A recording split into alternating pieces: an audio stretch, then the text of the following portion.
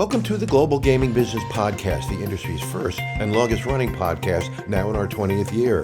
I'm Roger Gros, the publisher emeritus of GGB, and today we sit down with Werner Becher, the CEO of Kambi. When Kristian Nylén decided to step down from sports betting provider Kambi, the company conducted an exhaustive search for his successor and came up with former Sportradar CEO Werner Becher. With senior executive experience within the sports betting industry, both in B2B and B2C companies, Becher is charged with leading Kambi into the next phase of its growth. Becher played a pivotal role in the successful Nasdaq IPO of Sportradar in September 2021. He talks about how Kambi brings value to its clients and why Kambi can speed the success of any online sports betting operator. He spoke with me at the ICE conference and trade show in Barcelona in January. So Werner, thanks for joining us. I've been a big fan of Kambi for a lot of years, and we're glad to be able to sit down with you. Thank you for having me. Absolutely. So you've been in charge for like 6 months, so it's pretty recent. What has changed in that time? So first of all, I think Kristian in the 40 years before did a great job. Right, so yeah, absolutely. We are the global leading sportsbook supplier. Premium sportsbook is for sure the best product out there. My focus in the last 6 months was a lot on our modernization strategy. Mm-hmm. I think we are well known in this industry as providing the best sportsbook. Sure. But Kristian set the strategy and I'm executing on it, that we also provide now an odds feed. Right. We provide a managed trading service. We offer as a bet builder. All these products are standalone products. Mm-hmm. That's after 14 years of only supplying customers with a turnkey solution. It's a change for the company. And the second area of focus for us at the moment for sure is fully on AI. Mm-hmm. So we started to invest already 3 years ago. We are an AI first company. Sure. And this year is the year of execution for us. So we're rolling out our AI pricing and trading service now, which is a big step for the company.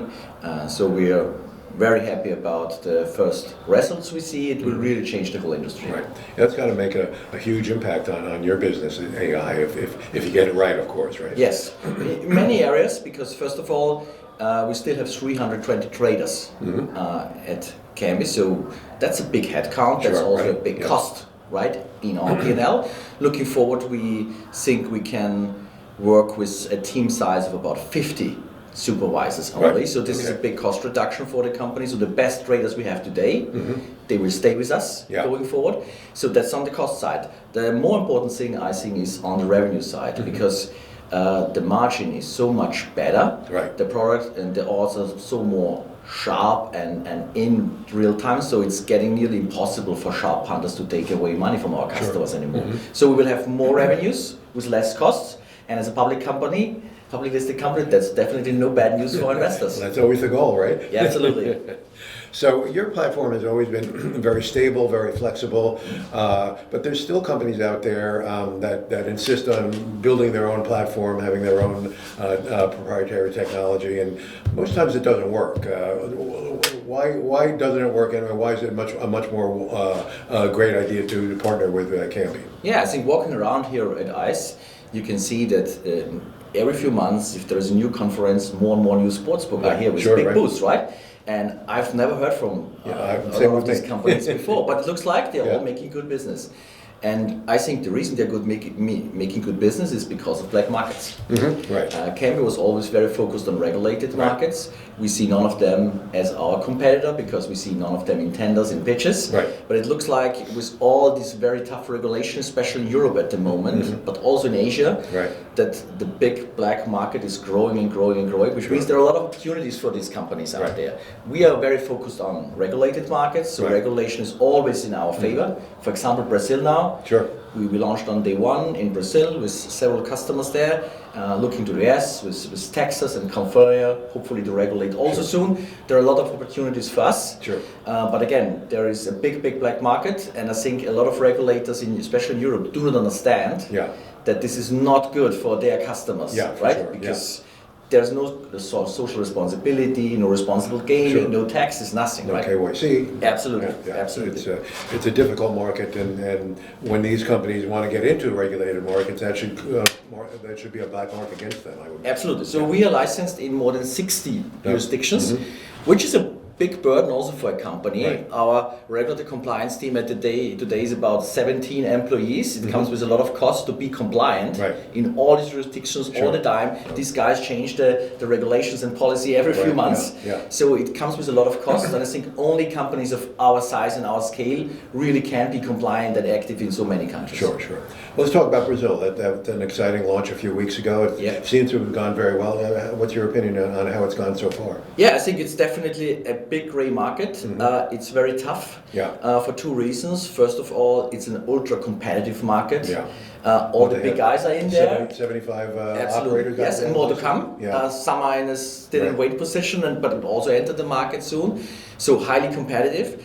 But on the other side, also the very complex KYC process there, including face recognition, made it very difficult in the first few weeks. It's getting better now to really convert the customers from the customer base they had in the gray market before now into regulated customers. So we hear feedback from not only our customers but from the whole industry that it was a tough start and it will take some time because customers are jumping around now and try to find operators where they don't have to go through this process. It takes some time to figure out, because there is a lot of blocking in Brazil, that more or less there is no other chance now, so it takes some time. A lot of football bets down there, I imagine. Yes, and I heard from a customer yesterday that in the Google search rankings, on top are at the moment unregulated casino, unregulated betting, because customers looking for alternatives, to not go through this process. Exactly. So you've been involved in the U.S. for about 8 years now, and again, you're one of the leaders in the market. How do you handle the transition from sports betting to iGaming? Yeah, so we're a sportsbook only company, but of course for all our customers it would be so nice if more countries regulate also iGaming, because for all the betting operators, iGaming, you look Europe, it's about 60% of the revenues normally coming from gaming, and only 40 or 30 even less for betting. So their business model would be much better if gaming would be allowed. I think everyone's a little bit disappointed because we all expected to see more traction, more speed. There are a lot of rumors now out there that Mr. Trump probably could change here some things. There are even rumors out there that he's interested to start the process about at least thinking about a federal regulation. So, but these are all rumors, you never know. But there's some optimism now, definitely in the market. Well, I can't understand when people look at, like, I'm from New Jersey, so we legalized iGaming first, and then sports weekend. And we guys, we took the first bet in New Jersey. And the revenues have gone up. They're still hitting record revenue. Same thing with Michigan. They legalized both at the same time. I mean, why can't other states learn these lessons? I mean, they're all making good money. I think it's the same thing we see in Europe with these big black markets. Regulators sometimes do not understand that if they don't regulate iGaming, that it's still there. It's only unregulated, They don't get taxes. They don't. They're not able to control responsible gaming, and they can let's say, execute all their policies. That's the only thing which happens if you don't regulate. It's still there. Yeah, no question. So at one point you also operated retail in the U.S. Do you still do that? Yes. Okay. I think we operate about more than 30% of the whole retail business in the U.S. is run on our platform. Okay, great. So, and when you get an operator in the U.S. or another legal state, they basically set their policies in terms of how much you can bet, the minimums and maximums, that kind of thing. So you just do whatever what their policies are. Yes. So we work with commercial as well as a lot of tribal operators in the U.S. And especially the tribal operators, they have sometimes very clear policies about stake limits and things like that. But of course, we always have recommendations for our customers, because for all these mainly casino-focused companies, sports betting is often a very new area where we of course are happy to advise and consult them and provide our experiences we have from a lot of other markets in the US, but also outside the US. Okay. One of your newer customers, I believe, is Rush Street, or is that an older customer? Yeah. I know they're very happy with it, and I know Schwartz pretty well, and he's very happy with what's happening there. What are some of the other companies you work with in the U.S.? Yeah, so first of all, I think also Richard Schwartz is one of the best CFOs I've ever worked with. He's very strategic, he's a very smart guy. We're very happy to have Rush Street as a customer.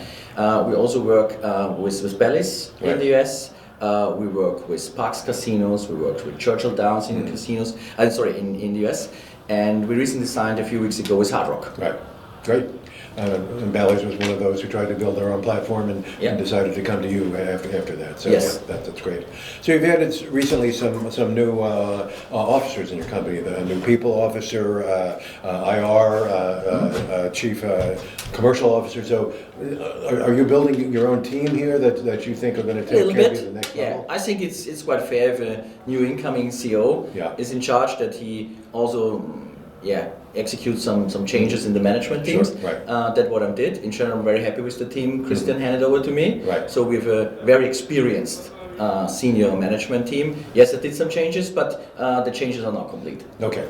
And as you mentioned, you're focusing on the traders because of AI, and so you're not downsizing. I would say you're kind of right sizing. Yes, right sizing. Yes, it's simply because it's 2025. Right. Right. It's too late to simply use AI as a buzzword. Right. We have to execute now. We roll it out. I think it's only Sportradar and us. Yeah. Only the two of us really started a few years ago already to invest in AI. And for us, in the next few months, it will really pay off a lot. Yeah. Okay. Great. Also, you just got a license in Nevada, correct? No, we don't have the license yet. Okay. So the Nevada Gaming Board paved us in a way, so we still have in 2 weeks from now with the Gaming Commission the final hearing there, but it looks good that we will... Yeah, we don't want to step on their toes. So yes. Well, that's good to have you in Nevada. You know, I live in Nevada half the year, and it's frustrating sometimes. You don't see the good companies that you know operate all over the rest of the country, and Nevada is supposed to be the gold standard. So I'm glad you're going to... Yeah, I think it's the gold standard definitely from a license perspective. Right. If you look to the sports book, which you have in Nevada, probably they are not all on the top level. Right. So you've been doing a share buyback for about at least a year now. So that must mean you have a lot of confidence in your company. Yes, we have a lot of confidence in our company, but our share price is on a very low level at the moment. Why I think it was absolutely the right decision to go for a share buyback program. Right. If our share price goes up again, which it will, I think, then of course share buyback program is probably not the best option, but getting active more on M&A to use our share price also to pay for, or to do dividends probably is then the better way, but for now it's I think for investors the best thing we can do. Okay, great. All right, just one more question. Where do you see Kambi going in the next 5 years? Yeah, I see Kambi going definitely in a direction that with our AI capabilities we will be in such a good position because of margin, because of user experience, that we will get even more dominant in the turnkey sector. But we will leverage also our odds now for other customers who have an in-house sportsbook. And our odds are not static odds like you can get from the Sportradars and Chinos, all the others. Our odds are traded on a $17 billion liquidity we have. So we use all our trading and liquidity we have with our AI machine now to constantly sharpen these odds. So live delays, uptime will be all nearly 100% because AI can react within milliseconds. So we see a completely different level now with our AI product, and this of course will be it will be a benefit for our customers because they will take the money from. Sure, absolutely.